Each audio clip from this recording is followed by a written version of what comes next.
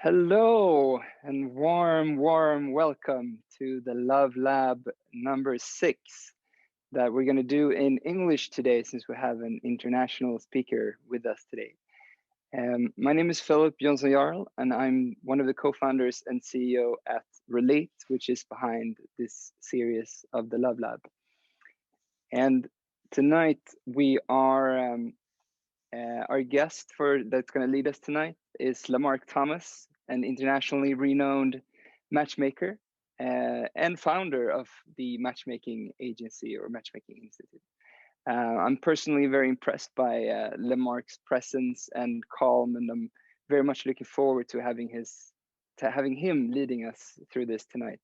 And tonight's topic is emotional needs, and I'm very excited about this.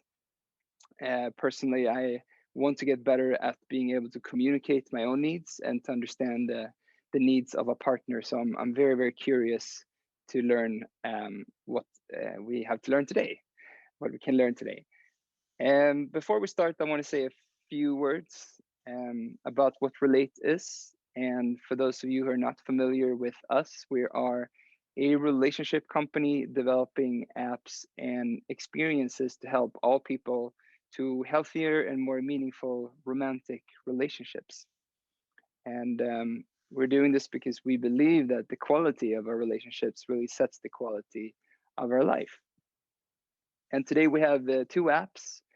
We have one app for singles to find a life partner based on values, which is right now, the screenshot that you're seeing is from a completely new version of the app with a new design, which we're super excited to come out with in a very short 1 to 2 weeks.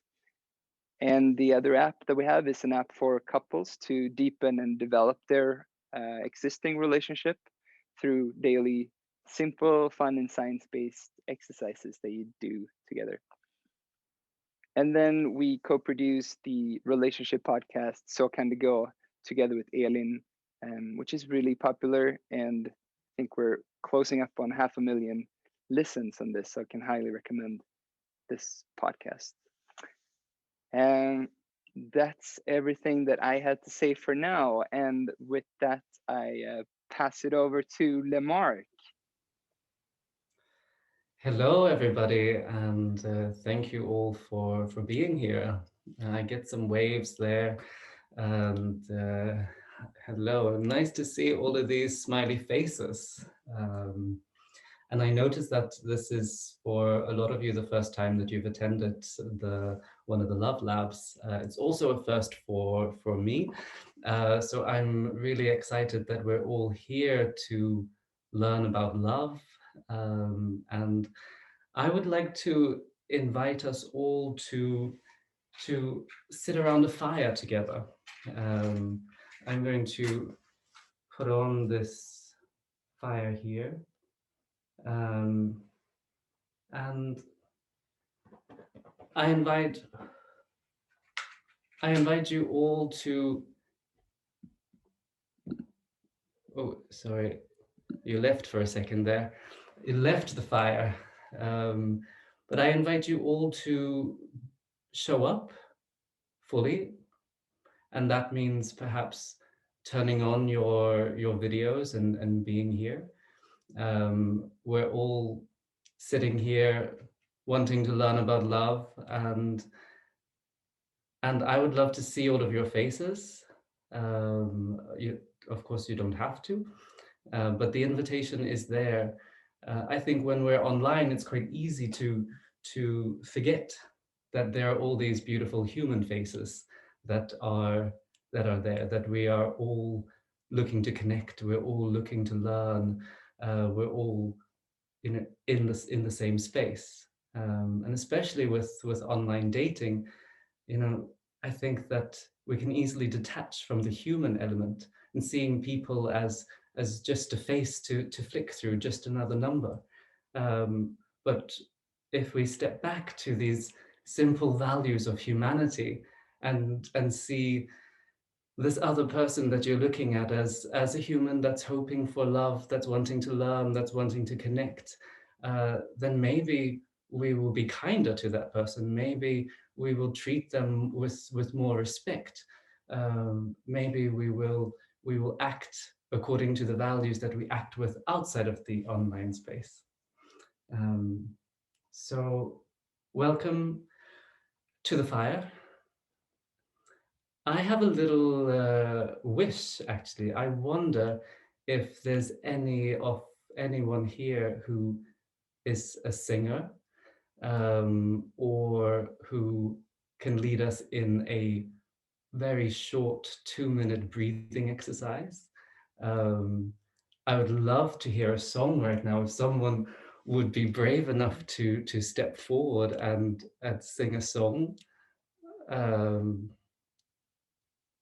that would be amazing. Are there any singers here who would like to sing around the fire for us?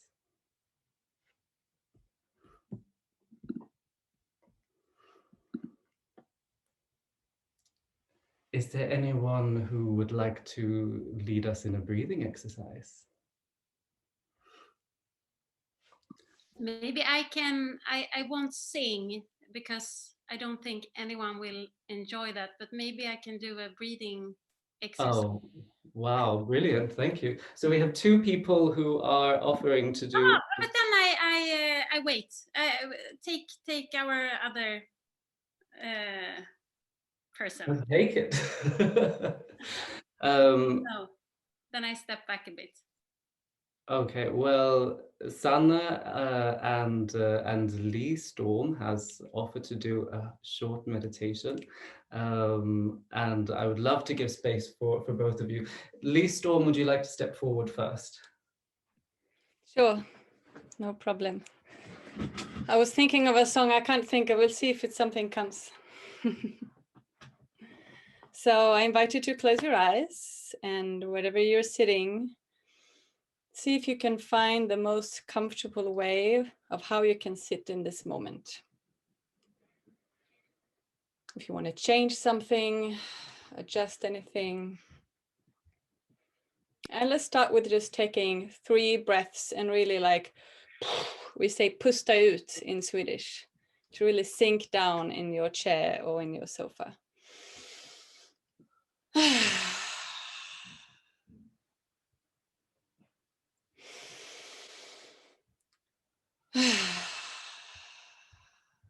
And one more.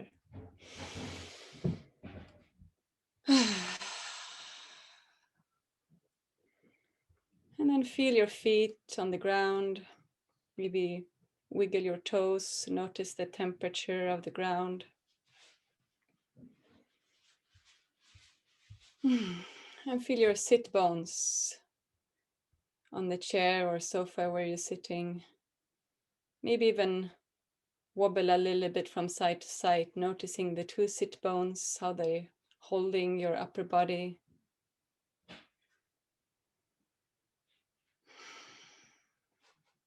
And take a breath all the way down through the spine, down into those sit bones.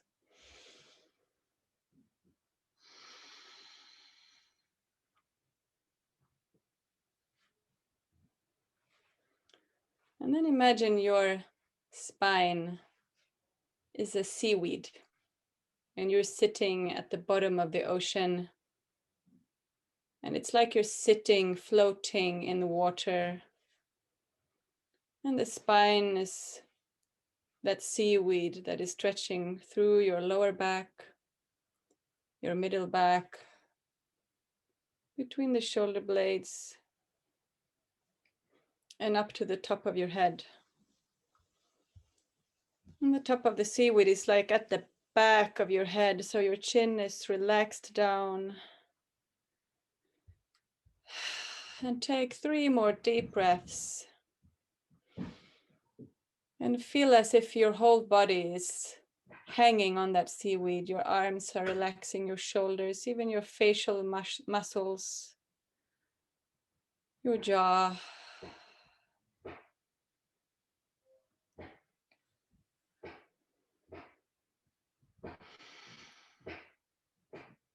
And now when you're maybe a little bit more present in your body, you're noticing your breath. Just take a moment to thank yourself for prioritizing love today and showing up in this space to learn from Lemarc and meet all of these beautiful people. And then we can open our eyes and just look at everyone who is here and feel the connection to everyone through the screen.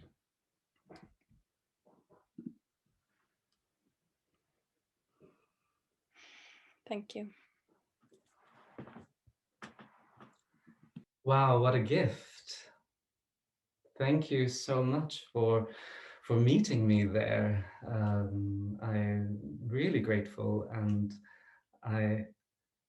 it was a bit vulnerable to not have a plan there, but I knew that there would be so much talent in this room, and I wanted to take that step of asking for something and seeing if I could be met.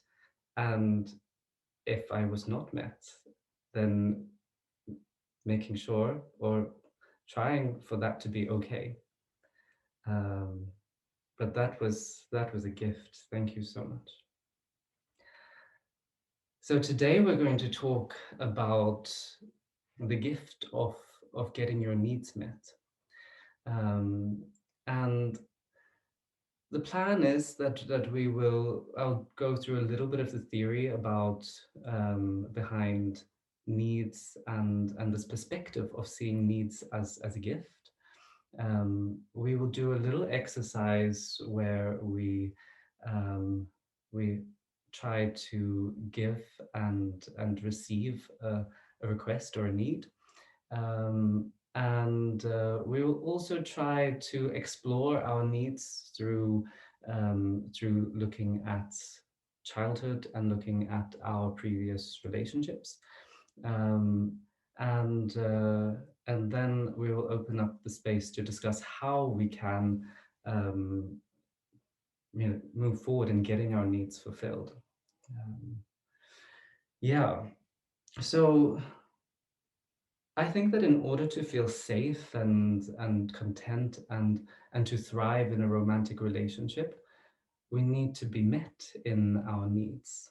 The problem is that most of the people that I meet every day for the last 10 years don't actually know what their needs are. They're hoping for this romantic, magical relationship where they're going to jump into the depth of connection. But they don't know the components. They don't know what it is that they are actually looking for.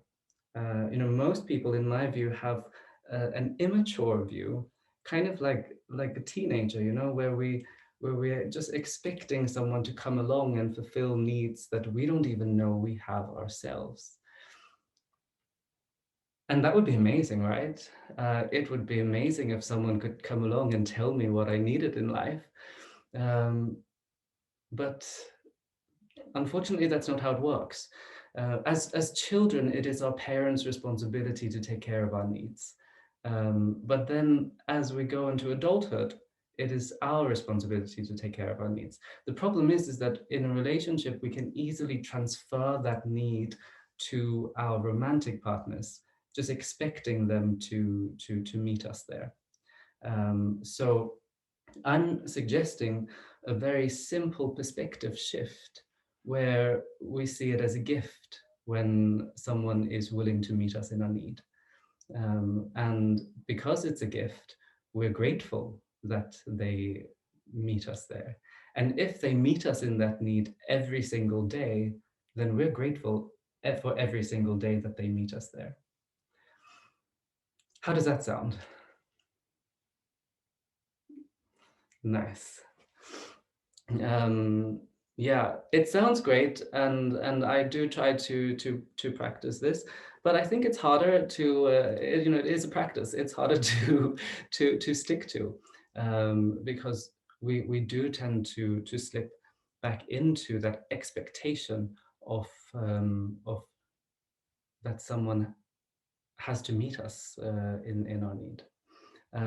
So what I want to do is to start with is a 1 minute game, which is an adaptation of the 3 minute game, where we explore what it's like to ask for a need or a wish and to be met in that or not.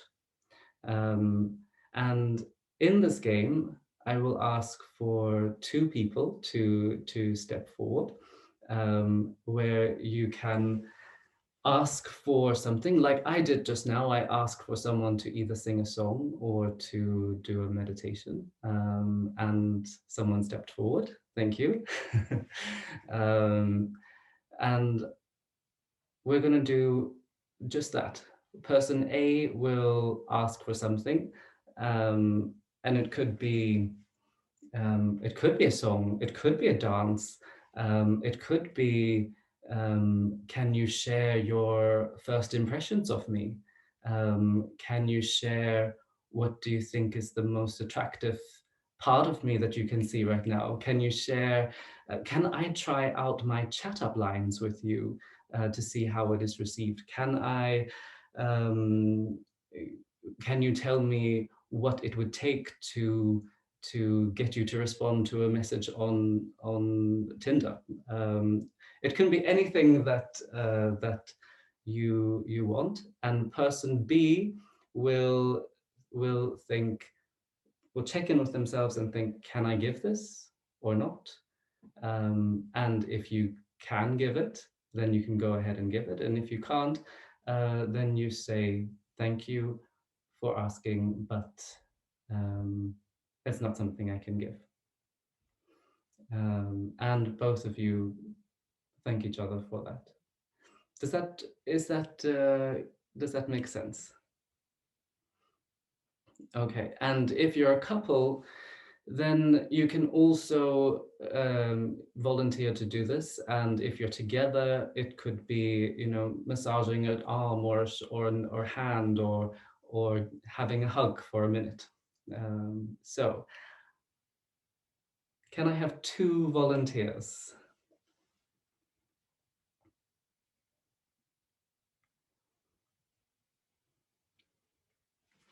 So we have Pia, who has volunteered. Where is Pia? Can you turn on your sound, Pia? Yeah, I've just turned on my sound. Can you hear me? Yes. Thank you, Pia, for Yeah, I was just waving my hand so people can see me. I'm a little nervous, but I'll try. Well, thank you for being so brave and stepping forward. And then we have Maria, who's stepping forward. Hello, Maria. Hey. There you are. Okay, so one of you will be person A and ask for something of the other. And person B will check in with themselves to see whether that is something that whether you feel safe and comfortable giving. And if you are comfortable, then you can do it. And if not, you communicate that, you know, thank you for asking, but it's not something I can give. So Pia, would you like to be person A to ask for something of Maria, person B? Yeah, and is there something, like, can I ask for anything, or what sort You of can thing ask do I for need? anything, and Maria can say yes or no. And it should be for 1 minute. Like, what do you mean by 1 minute? We have to keep asking, or? You can ask her to do something for 1 minute. So for example, you can ask her to give you lots of compliments, and she'll do it for 1 minute. All right. Okay. So can you tell me, Maria, like, what do you usually look for in a partner? What sort of qualities? Can you name them? I look for someone who is, what do you say, curious and want to like do adventures during like everyday life. So it doesn't need to be on a vacation or at the weekend that you're more or less just want to do adventure and experience things, even if it's a Wednesday or not. But I also enjoy,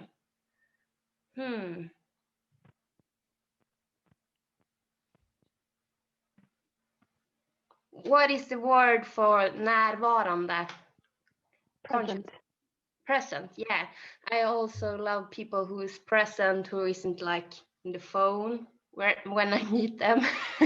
I think I have enough time with the phone or the computer, so I really love meeting people where they are present and not in the phone. Oh, lovely. Oh, well. Brilliant. And Thanks for now- sharing that with me and being so open. Yeah, thanks. So I wonder if you want to share what you really are dreaming about in your life right now. What's important for you? Yeah, I mean, okay. So I'll try to share it. Can you check in with yourself for a moment to see whether Yeah. that is something that you feel that you can give to Maria? Yeah, I think I'll try to do that. So it feels okay. It's thanks for asking me this question. I think it's sort of I am at a crossroads in life, so it'll be a bit of a practice trying to verbalize this because it's not something that I would have said a year ago.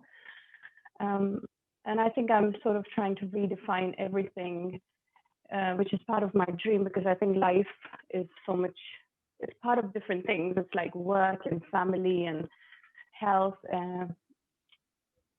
And I think it's sort of a little bit not so concrete right now. I'm trying to redefine what I want to work with, and I want to be able to help a lot of people, coach a lot of people, sort of similar to what you're doing, Lemarc, but it doesn't have to be in only love. But my challenge will be to, if I want to make that dream come true, I'm sort of trying to understand if this is my biggest dream, but it's sort of a dream right now, which I can I think that's the first thing that comes to mind if I'm going to change my profession. And I will need to build myself and learn before I can step into that. Maybe I have stepped into that by just saying it. But also like the love life is a big dream. What did you say?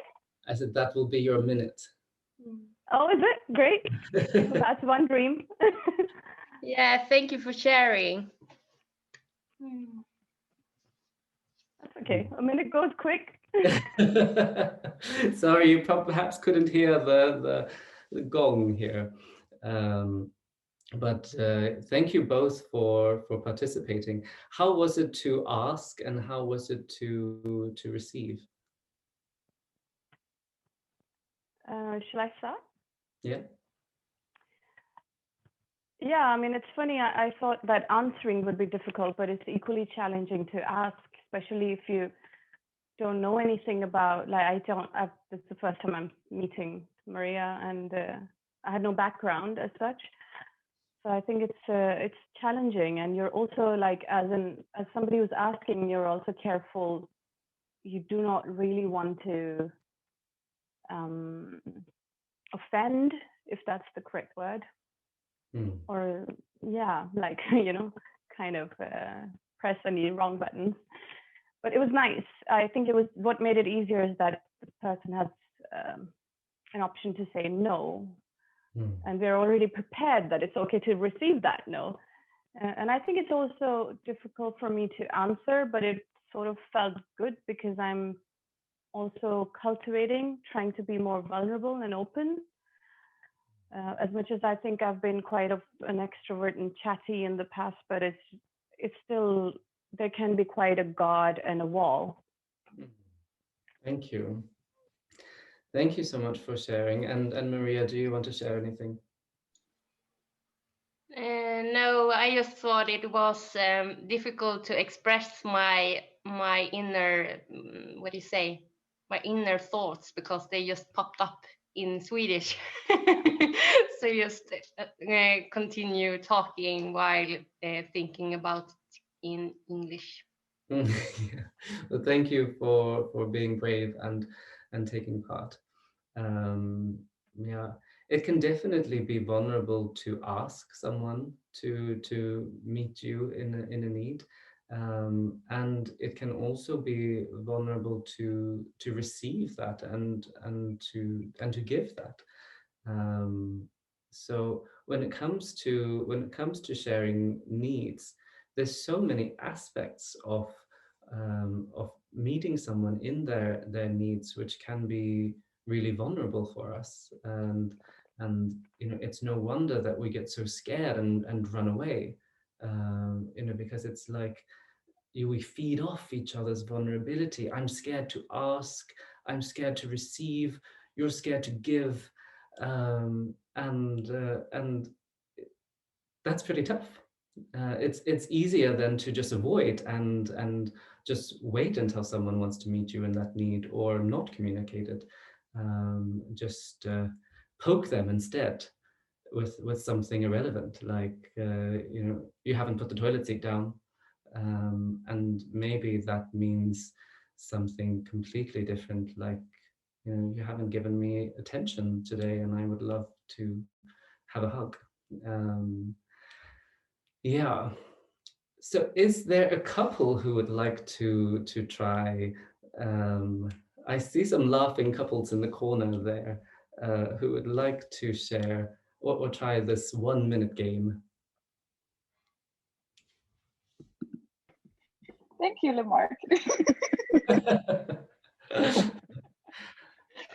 You felt very singled out. Here you are.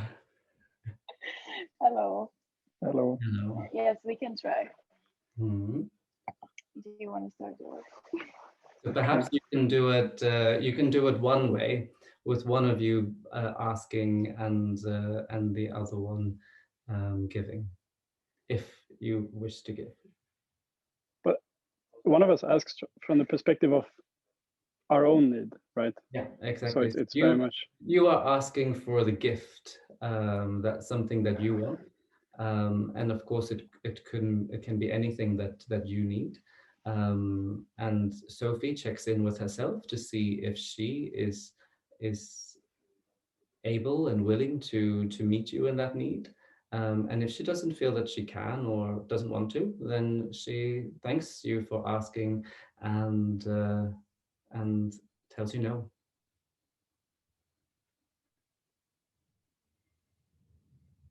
That's really hard. I'm honest. I mean, it's not easy. Do you have anything? Do you have a need? If I have a need? Yeah. So it could be to look in each other's eyes for a minute. It could be to hold your hand. It could be to give a compliment. It could be to dance for a minute. I got one.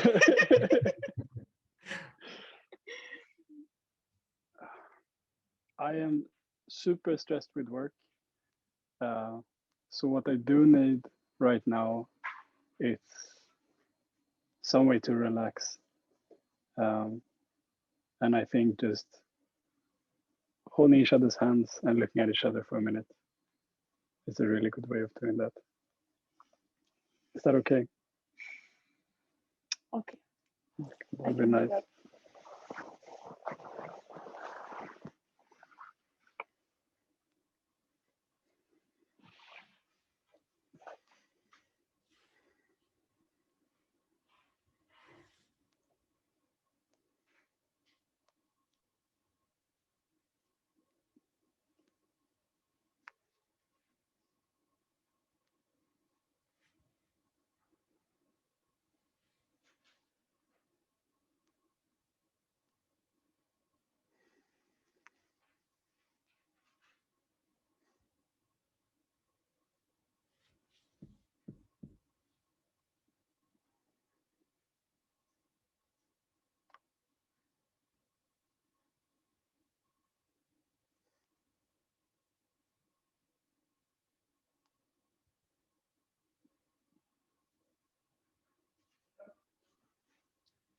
And that was your minute. Thank you.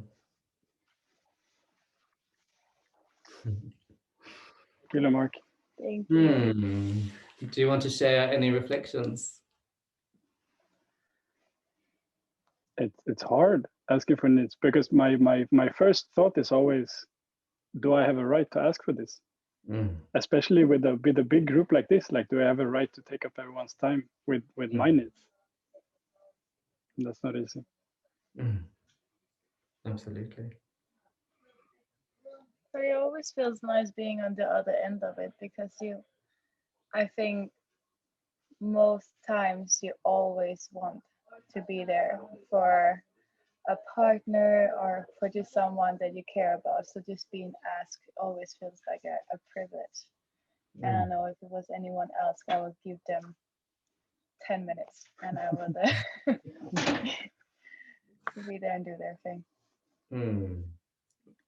Thank you so much for sharing and for participating. It's really lovely to see, and you know, it really resonates that it is so difficult to ask, to take that space, as you said, and to feel like I have permission to want this thing, to ask for this thing, to need this thing, and to be met in it.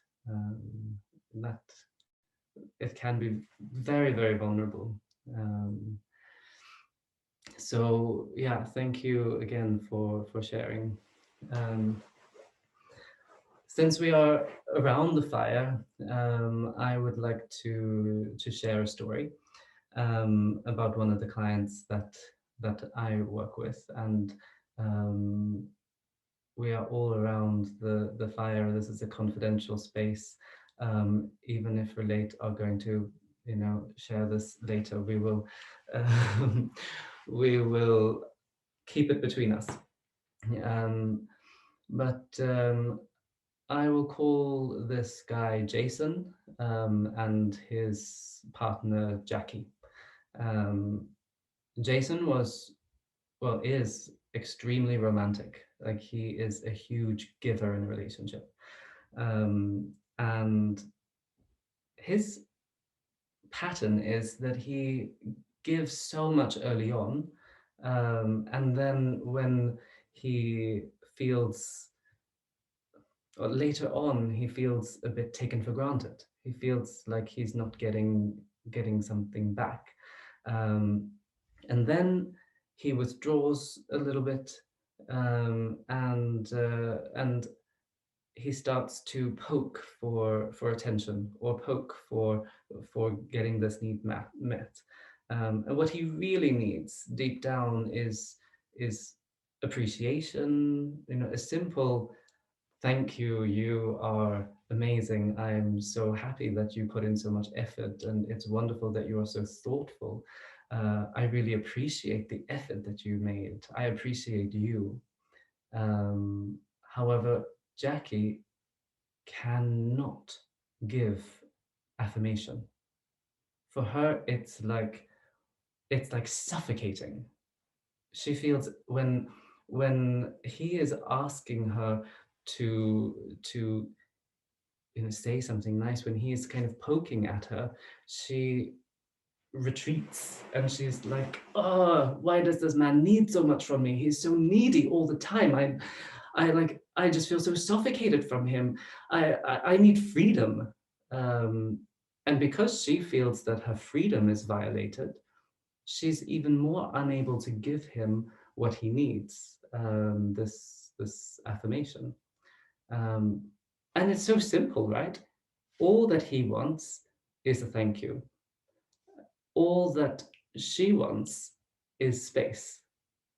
But these two needs conflict with each other. And the result is that they poke each other until they spiral out of control. And this story doesn't have a happy ending, unfortunately. They broke up. And I look at this relationship and I can see the conflicting needs, and maybe, you know, to some extent it's like if you can't meet each other in your needs, then of course you should move on. But I also see that if they were a bit more aware of their needs, if they knew what their needs are, and if they knew how to communicate them, then they probably could have got past this.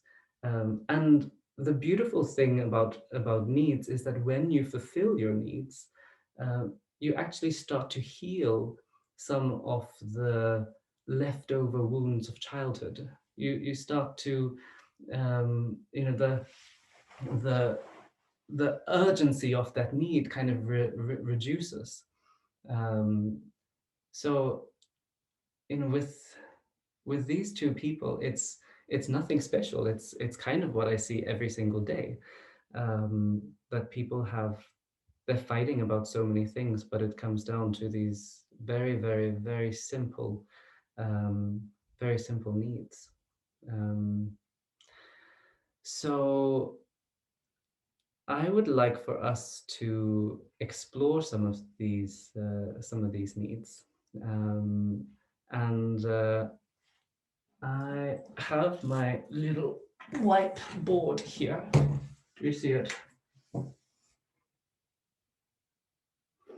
So here we have the basic needs of children. Children need basic safety, they need autonomy, self-expression, realistic limits, and connection to others. And it is a parent's responsibility to take care of the child's needs. However, I think that most parents are probably just as human as the rest of us and have varying degrees of being able to meet us in these needs. So, if you look at these words, basic safety, autonomy, self-expression, realistic limits, connection to others, how much do you think that your parents were able to meet you in these needs?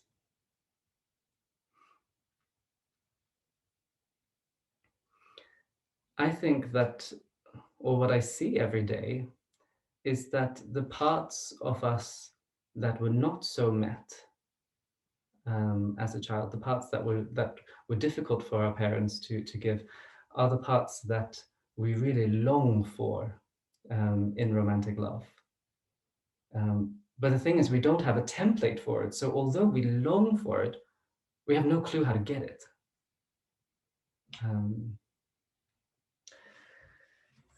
And then over here, we have our needs in relationships. And of course, these are not limited. There are many needs, but affection, validation, acceptance, autonomy, security, trust, empathy, prioritization, connection, and space. These may be some of the core things that you need in a relationship in order to feel safe enough to get into the depths of connection. First, in order to get to the scary places of connection, because connection is quite scary, in order to get there, you have to feel safe. So understanding what you need for that safety will then allow you to get to the depths. And what we hear in matchmaking a lot is, I want to meet someone who just knows what I want without me having to tell them. I want someone who just knows, and it's not romantic to have to tell them what I want, right? Like, why should I have to tell them? They should just know this. And I think that idea of romance is actually inhibiting us from getting to the romance. Because if we were to actually communicate, if I was to say, when you come home from work, what I would really love for you is to embrace me. Like when you come home from work, just give me 2 minutes where we snuggle up against the wall and like snog for just that moment, and then we can do our own thing. Like if I have that 2 minutes, I can't remember if I said 1 minute or 2 minutes, but I'm going for 2 minutes now. It's got a bit more deeper, that need. If you can give me that need, then I will be full for the rest of the night. Like, why can't we communicate that? Why is that so difficult? Yeah.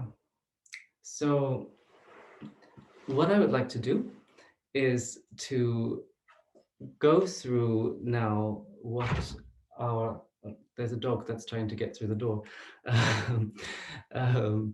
What I'd like to do is to explore some of the needs that we may have, and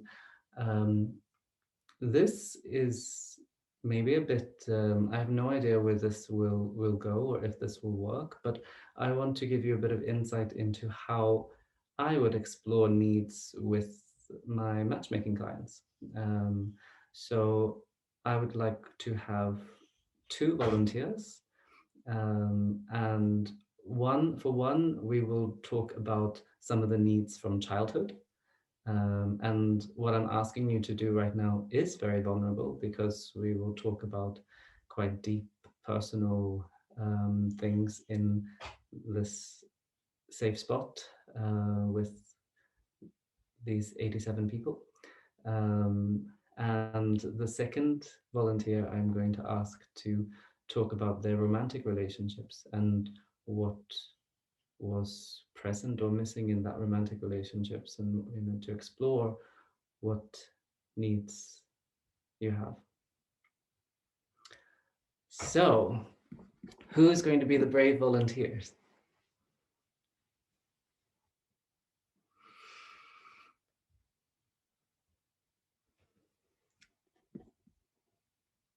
We have Katinka. Hello, Katinka. Can you turn on your sound? Yes. Hello. Hello.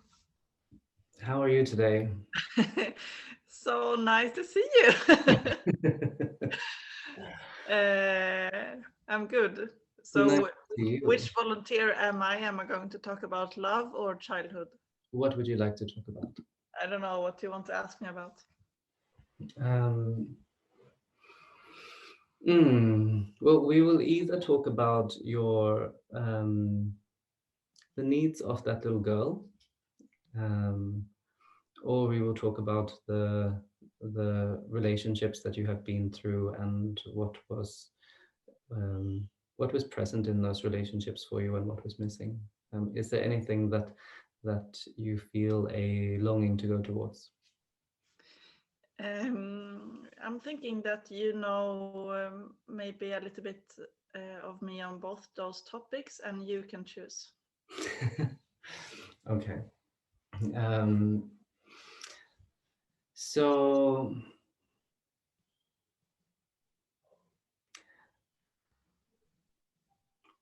do you have, if it's okay with you, we'll talk about little Katinka. Yes. Yeah. Is that comfortable? Yes. Is there a picture that comes to mind when you think about you as a child? Yes, there is. Should I describe it? Can you? Yeah.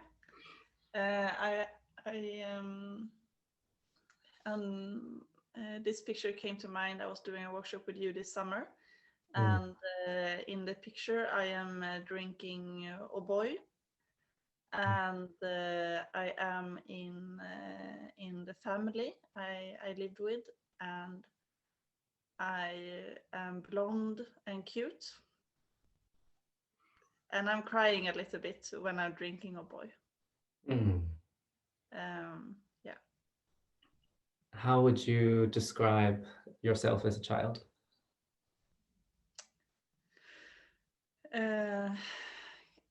Kind of ego boosted by my grandmother.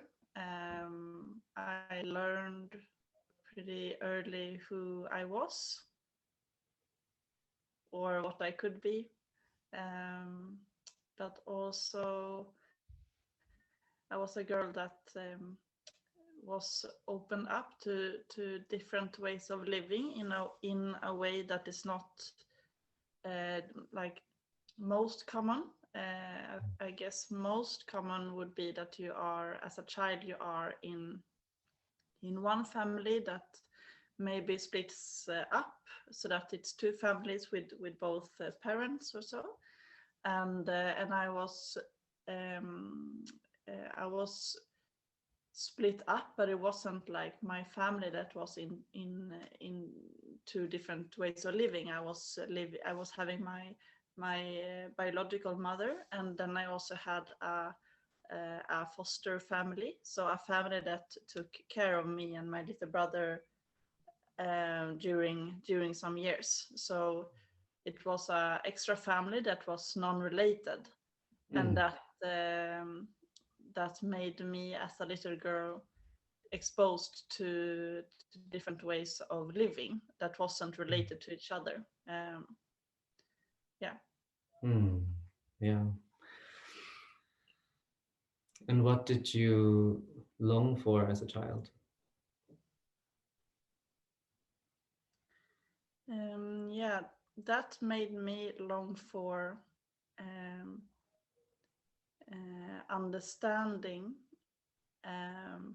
like maybe this is common to experience, but understanding in the way that I wasn't understood by default. So like yeah, maybe I don't know if it is like that, but like in a biological family, that you are more in sync, maybe, and understand each other's like language or way of being. And I was lacking a feeling of understanding of why I am as I am. And yeah, that became very strong due to being like in a family that wasn't related to me. So I wasn't understood easily or by default. Yeah. What were the times where, or if you can think about the times where you were most content and satisfied, what was in those moments that made you content and satisfied? Yeah. In those moments, I felt belonging together with my little brother and my biological mother. And like a sense of self, and yeah, that things were like natural or as they should be. And that I trusted the reality, kind of. That was, yeah, that it felt real, and I believed in the situation, and I believed it was good because it felt so natural and good. Like not only good because it should be good, but like naturally good. Like the body is with me. So is that authentic, like something real? You said real, authentic. Is that? What words I said? You said the word real. So is that something that you that was present in that moment? That like this is an authentic. Yeah. If you want words, then real or honest, natural, pure. Yeah. Yeah. And in the moments where you were not so content, what did you long for then? What did you need then?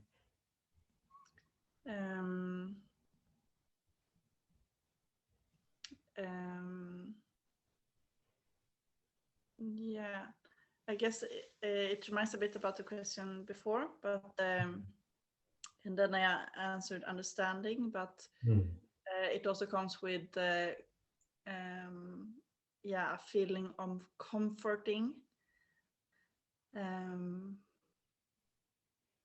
Yeah, comforting, like reassuring that this is how things are and should be.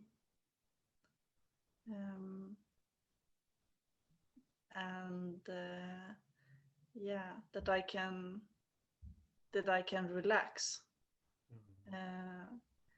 Yeah, that I as a child can relax and trust these grown-ups. Yeah. Even though maybe I think it seems wrong or so, but yeah, someone telling me that I can really relax. Things are really taken care of. Thank you. So if you think about that vulnerable part of you now, that the little Katinka that's still with you now, what do you think she needs today?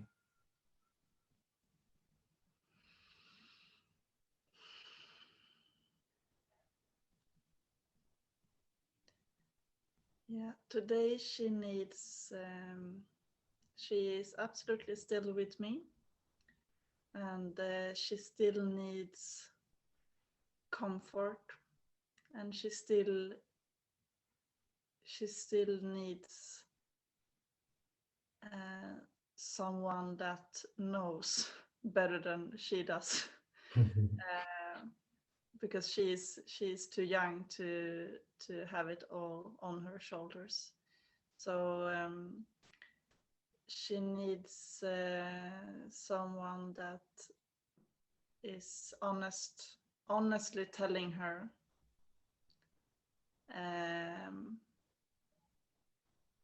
that it's all right, that she have done all that she could,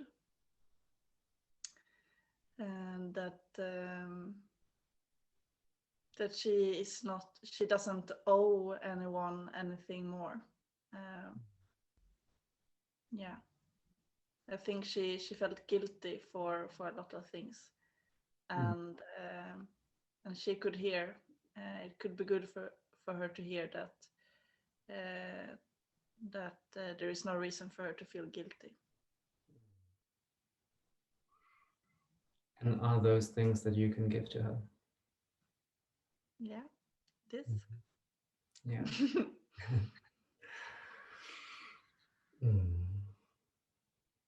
Can you take a moment and you don't have to do this out loud,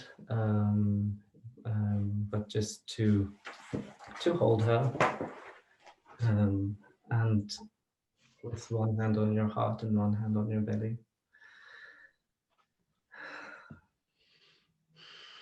And all of those things that you just said she needed, can you give her that?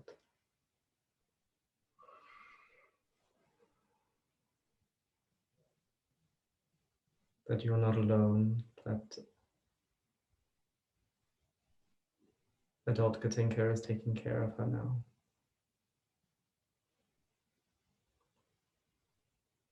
Giving her that reassurance, comfort.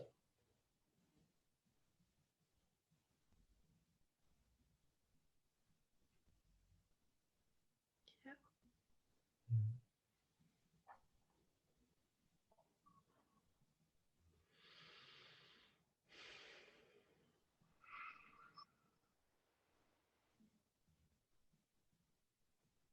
Thank you, Katinka. Thank you. I appreciate you stepping forward and sharing that and participating. I think there was a comment that said that you are so brave to share such a personal story, and you are, and we appreciate you. Thank you. Thank you. Yeah, and we can have some reflections after the session, if you like. Yes, thank you.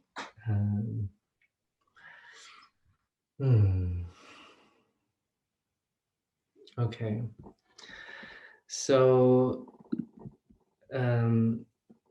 now I will ask someone else to step forward, and I think there was someone who offered in the chat.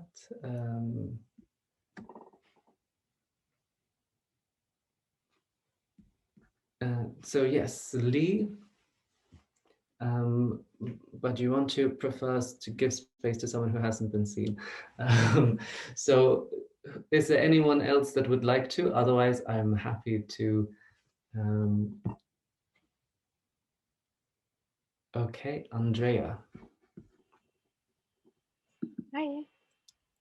Can you hear me? I hear you, but I don't see you yet. Oh, I my will just video wait was a second. I don't know. Okay, hello, now I see you. Okay, great. I'll use the, I think it's better. Well, thank you for being brave and stepping forward. I would love to ask lots of difficult questions about your relationships. Okay. Are you ready? I mean, I can always, like, if it's too much, I can always say that. Yeah, I exactly. don't want to answer that. Exactly. Yeah. So I'm curious about if you could tell me a bit about your relationship history, and maybe if we could start quite practically, if you could like just run through the significant relationships that you have had. Perhaps like at 21, I was in a relationship for 5 years, and then we broke up, and then I started another one at 31. Da, da, da, da. All right. Yeah, like my first significant relationship started when I was 18, and that lasted about like 2 years, I think. I there was a lot wrong with that relationship, but also a lot of good things. Like,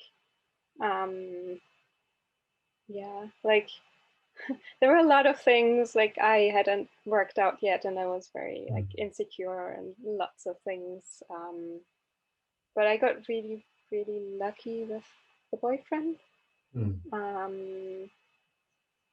He was like he was feminist. He was, which I wasn't. He basically turned me feminist. And also, I got very lucky that I got to explore sexuality with him first, because he never pressured me. It took incredibly much time, like I think almost a year until we had our first time, and like we took baby steps, and it was like the right pace for me. And I credit him for basically, like, yeah, I really credit him for my positive attitude towards sexuality, because like from my parents, I did not get that. Like they were super conservative, super Christian, super sex is bad, don't ever have sex. Yeah, unless you get married, that kind of thing. So yeah, and I like back then I was very scared of commitment. So like I was very like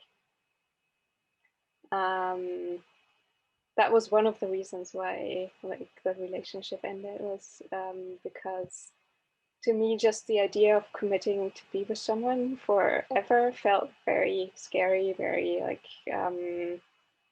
for me that was a reason to want to run away, because that's like just too much pressure, too much like yeah. Like back then my need for autonomy was very big. Like yeah. How old are you now? I'm 31 now.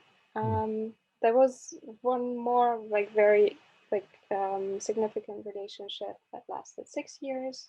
I think from like 21 to 27, something like that. And like during that relationship, a lot of like I developed a bunch of things got better. But I discovered during that relationship that I still like I fell in love with other people. Like I kept falling in love with other people, which was not okay for my partner. And I thought something was wrong with me for that. And like we talked about that several times, and every time it did not end well. Like every time,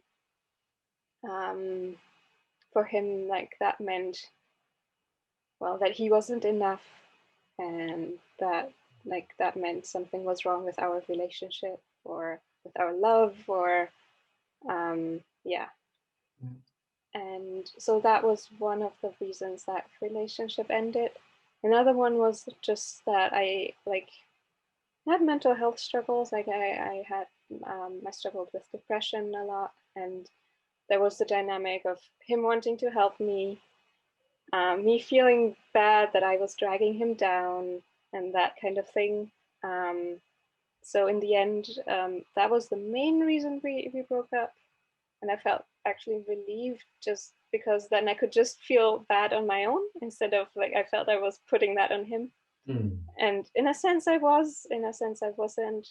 Yeah. And after that relationship, I like had several like shorter things, but nothing as long. I would identify as polyamorous now and feel very happy with that. Like that works very well with for me. Commitment comes easy to me now. And yeah, like I've actually started to embrace the things, yeah, like commitment, for example, that previously I would have run away from, like the things of like too close or too stifling or those kinds of things. I'm slowly learning to appreciate the good sides of closeness or like commitment or yeah. Because my upbringing, like my parents were very controlling for a long time. I did not want to have to tell people where I'm going or I don't know, those kinds of things. And now I'm fine with that more because I also see, oh no, it builds connection or yeah. In these two relationships that you mentioned, if you think about the times where you felt really content and satisfied, and if I push it even free to be you and all in, what was present in those moments? Right.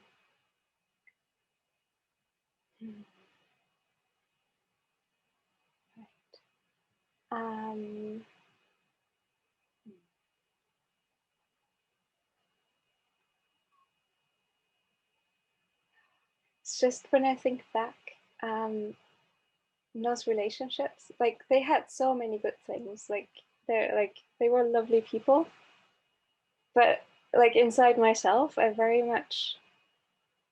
was so scared of so many things. I probably like with the I'm all in.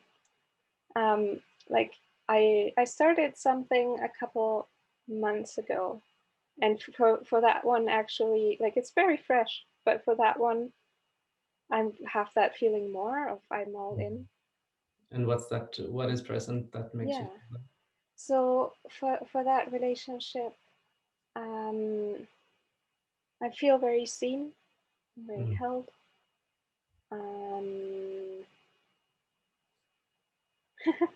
I know, like we're promoting here, like talk about everything, but also with him, it's very much that often we understand each other without having to talk.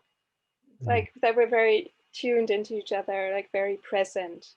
And through that, like we do talk to each other, of course, we do check in. But it just sometimes feels so nice that sometimes you don't have to say anything and you just understand, or like the other, like you understand the other person or they understand you, and yeah, that feels really good. Yeah. What has been missing in your partnerships that you know, with different partners that you might have longed for, that you're like, oh, why does this need not get met?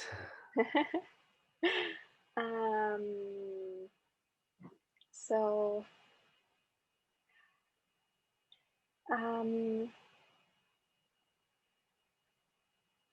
things I have been missing, or like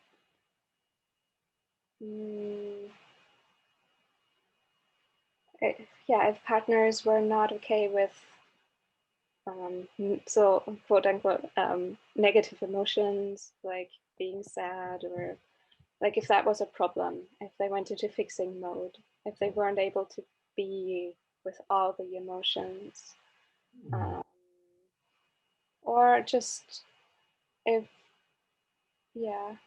they didn't understand like mental health struggles or trauma,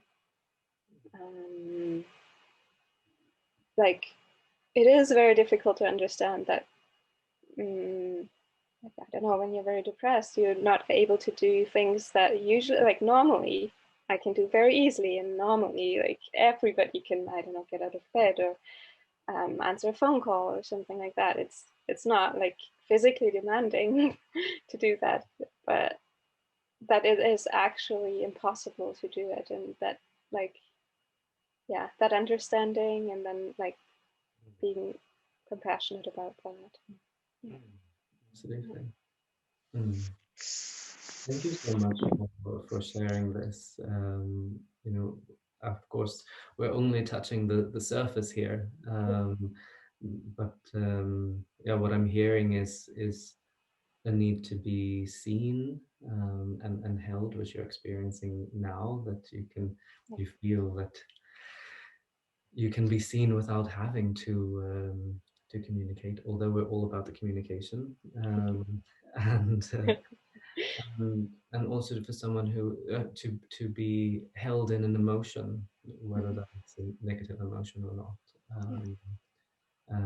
and that understanding of mental health and trauma, that and maybe if I go a bit further, that sounds a bit like acceptance as well for all of those parts. Thank you for sharing, and yes, I would love to also check in with you after, and yeah, that's of course, as I said, touching the surface. There's so many more needs to explore. We are humans with lots of needs, and it's amazing when they are fulfilled. Peter Levine says you're only as needy as your unmet needs, and I love that quote, because when I'm feeling really needy, then I just think, well, it's because I have needs, so let's get them fulfilled. Yeah, so thank you again, Andrea, and perhaps we would just, oh, sorry. Just, you're welcome, and thank you. Thank you.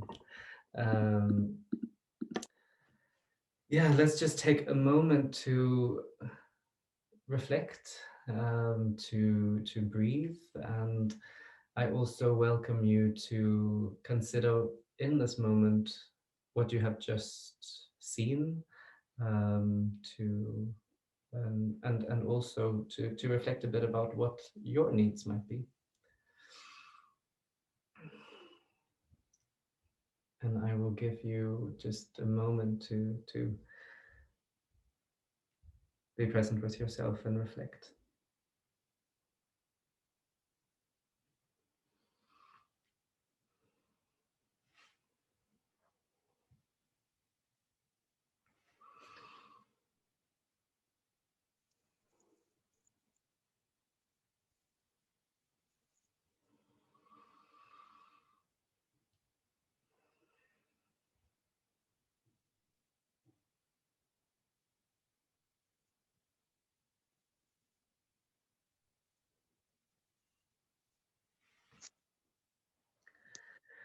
Okay, so that was a short reflection. Now, as it is 11 minutes past 8, for the next 4 minutes, it would be great to have a bit of a discussion with you about how we can take action in getting needs fulfilled. And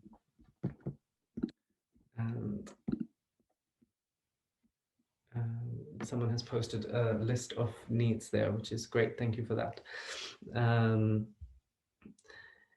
Yeah, would anyone like to share what you think about how you can take responsibility for your needs, and how you can take action towards getting your needs fulfilled?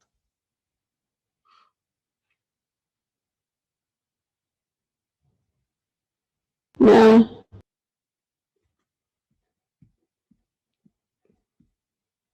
I heard someone there, but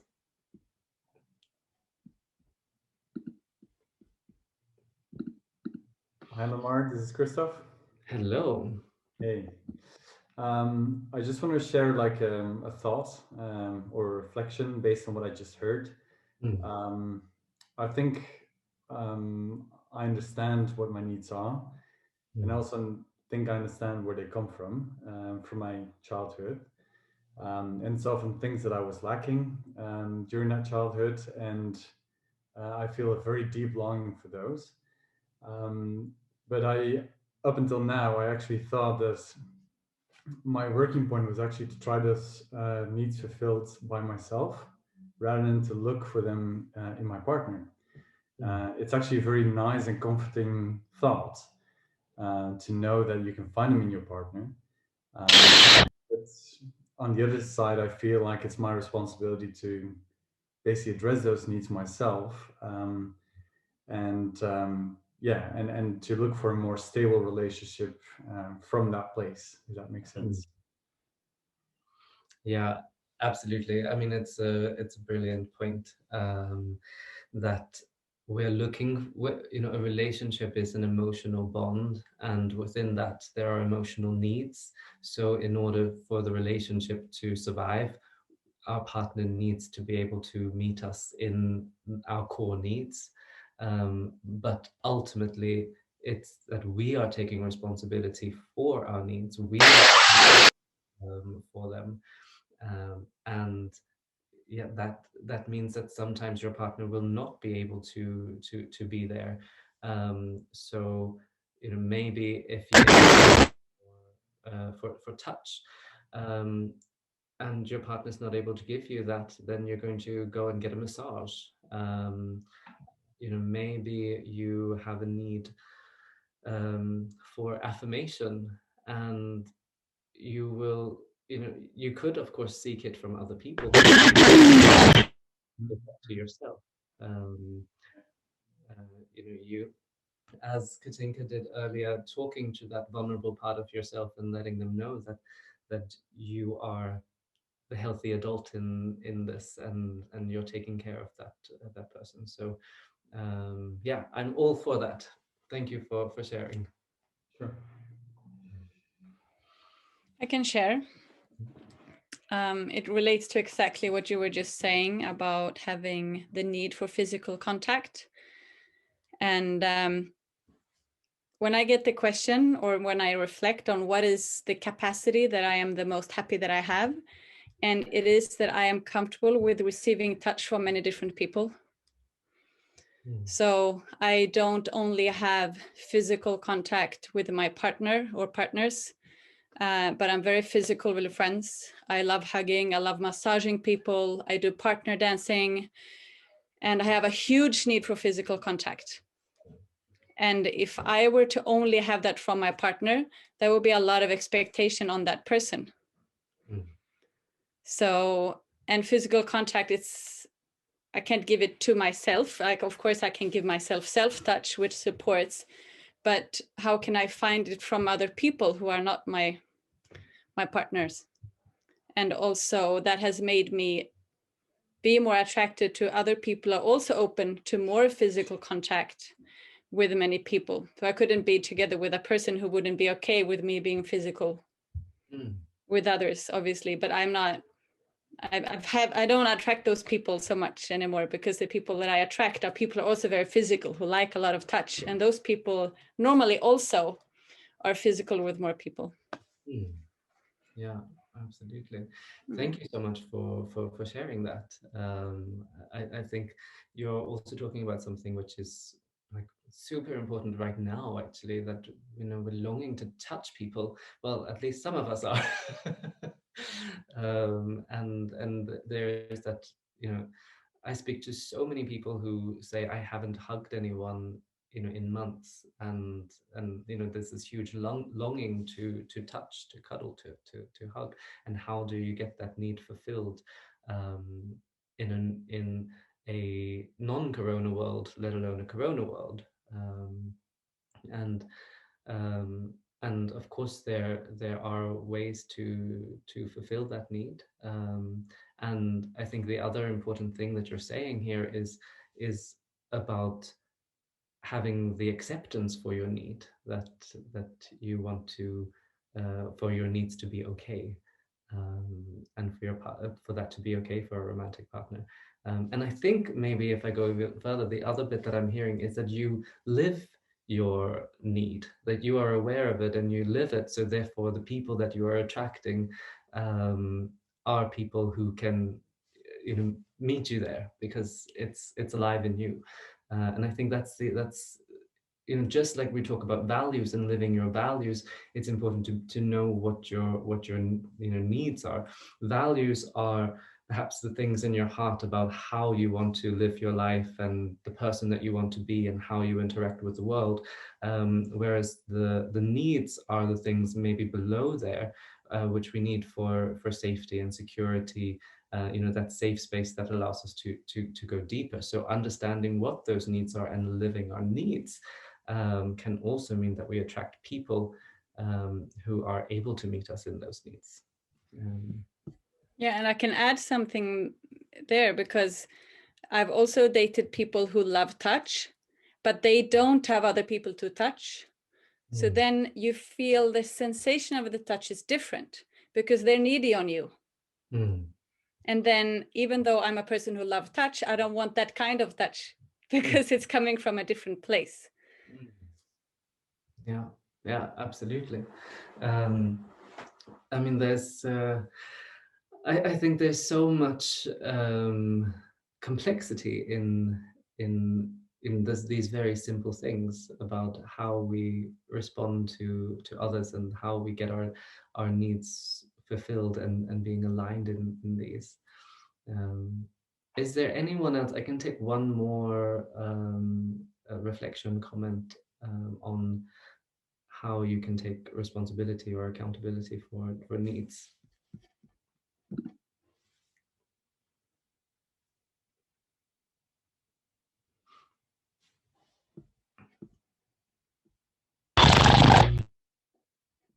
There is a funny sound coming out, but so there's a question: how do I get my needs met a lot of the time together with a partner who is very autonomous? And Martin, can you clarify your question for me?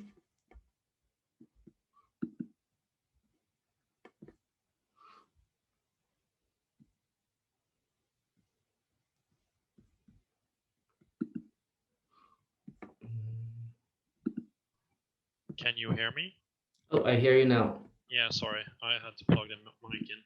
So I have a great need for like. Yes, we can hear you. Right to your butthole. Okay.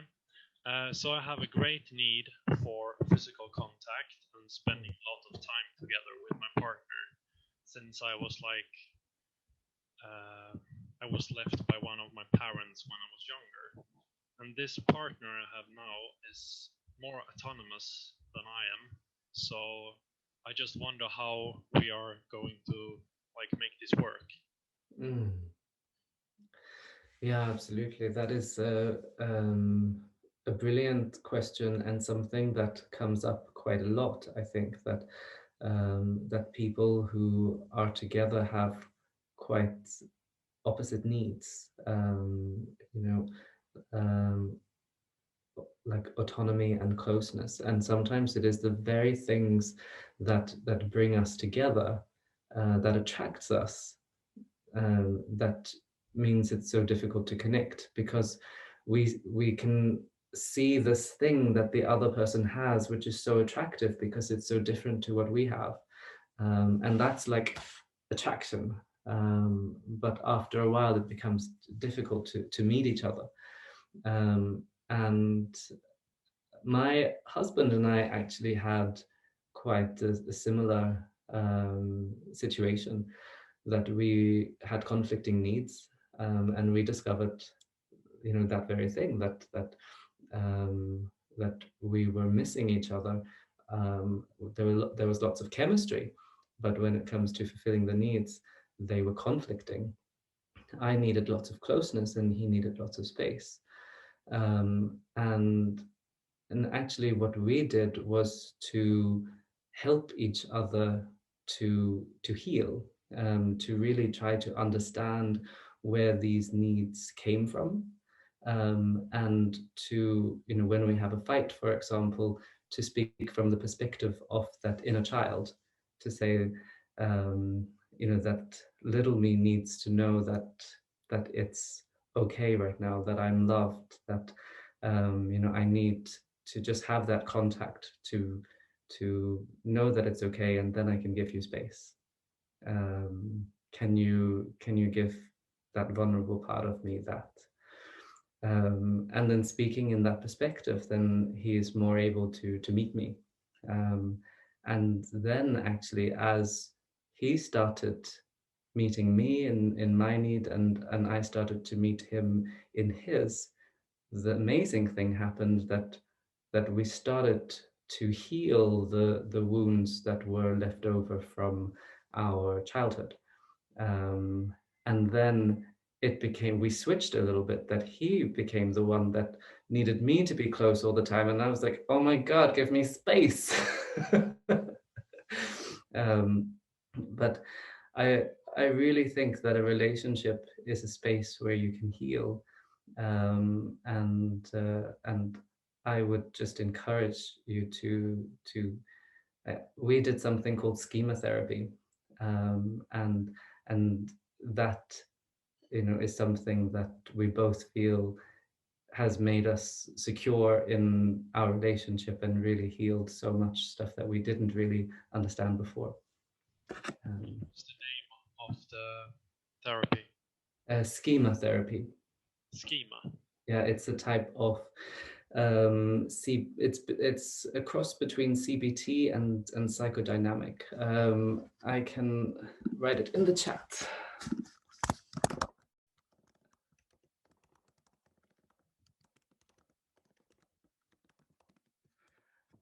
I recommend it to all of my friends, and now all of my friends are doing schema therapy, and all of the schema therapists are fully booked. But yeah, I do highly recommend it. And a lot of the work that I do is also based on well, a combination of schema therapy and other things. So it's now 2025. So I will start to round off, and I think coming back to accountability very quickly, it's about knowing your needs, and living your needs, being around, you know, understanding when someone is able to meet you in that need, and communicate your needs, not expecting that someone has to meet you in that need, or expecting that because they meet you today, that they're going to be there tomorrow. Actually, I'll come back to that. It's also what Christoph said about the self-care, that, you know, you meet your own need you can do it without someone else, by holding yourself and giving yourself that self-talk. And there's something that I think is very helpful, which is also very simple, is appreciation and gratitude. If you are in a relationship, before you go to bed, say 2 things that you appreciate to each other every night before you go to bed. And it will generate that atmosphere of appreciation. If you are not in a relationship, then I recommend you to do the same, to write down things that you appreciate every night and communicate that to the people around you. To just stop and say, I appreciate you for showing up today. Thank you. So that it comes, you stop taking people for granted and yeah, appreciate them. When I got married, Bjorn Natthiko Lindeblad translated his wedding blessing into English for us. And one of the lines was, remember that you, or may you remember that you are temporary gifts in each other's lives. And I love that line, that, you know, I will remember every day not to own you or possess you, that not to take you for granted, to not assume that you're going to be there, not assume that you're going to take care of me or my needs, or but instead to be grateful for every moment. And that's something, of course, it's easy to forget, but I come back to that wedding blessing every now and then to remind myself. Thank you, everyone. It is now 2028, so I will stop talking and hand over to Philip. Thank you so much, Lemarc. Thank you all. Thank you for all the brave participants. I was also very impressed by the courage that you had in your sharings and the authentic sharings that was made. Just to say a few words before we round off. There,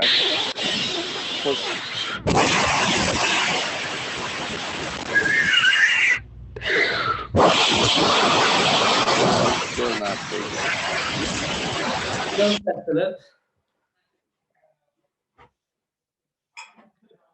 Whoa. Okay, we're back. A few words before we round off. I posted. I think there is someone who's actually seriously having sound issues. I've been talking to the person, and they're in. I think there's. I'm not sure what the problem is. I posted a little link in the chat if you are keen to try to help us make these events even better. I will just share a couple of pictures with you of other things happening right now. We have a community on Facebook that I will also link to in the chat for those who want to continue the learning, and we have different discussions and sharings in the group.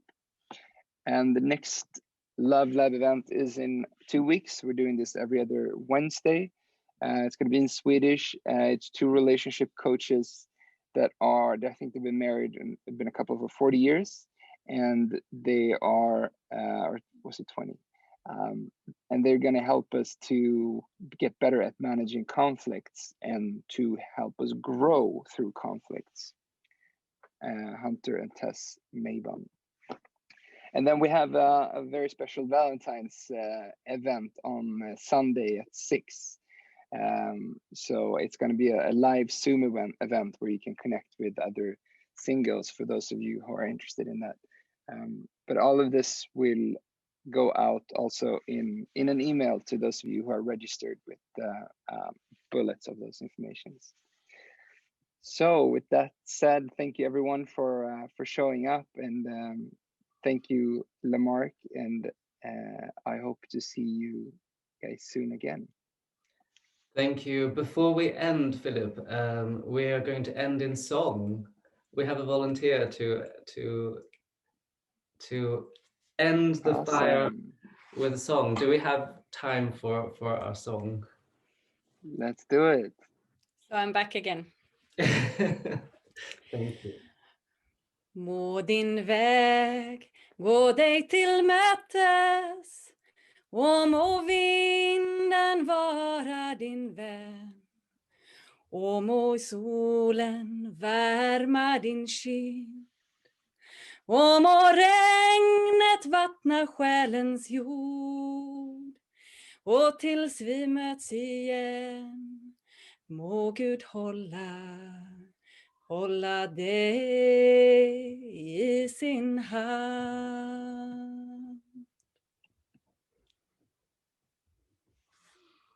Thank you so much. Thank you. Take care, everyone. See you soon.